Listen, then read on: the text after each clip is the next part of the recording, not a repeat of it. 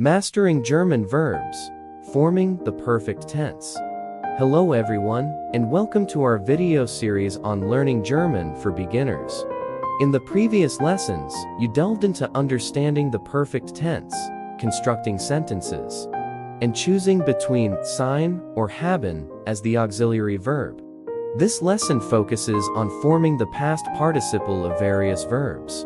Make sure to review lessons 44 and 45 before proceeding. Learning objectives. In this lesson, you'll grasp the art of crafting past participles for regular, irregular, and prefixed verbs. The verbs covered include regal music of abin, regal music of urban, trennbar of urban, and untrennbar of abin. Forming past participles, the basics.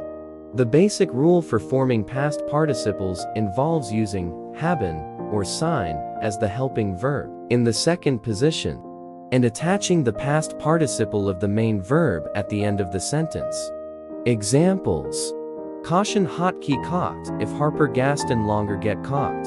Fun vias and Gaston in the inn instead key farm. Past participle for regular verbs regal music of abin. For regular verbs like muffin, where the verb stem ends with t, you add g and t to the stem.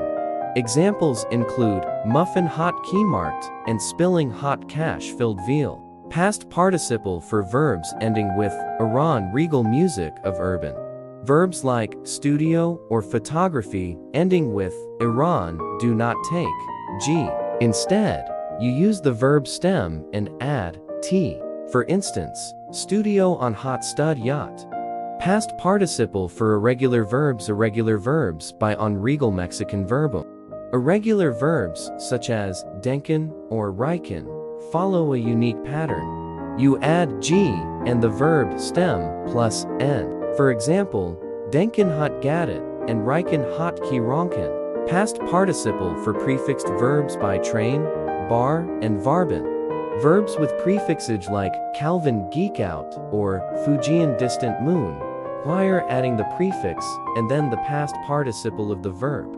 Example: I'm Calvin, hut I'm geeked out. Past participle for on trennbar of Albin. For verbs like a cleared or fashion each heart. Heiter, alles fest, where the prefix is part of the verb. The past participle only includes the verb stem and t. Mastering the perfect tense involves understanding the nuances of forming past participles for different types of verbs. From regular to irregular and prefixed verbs, each category has its rules.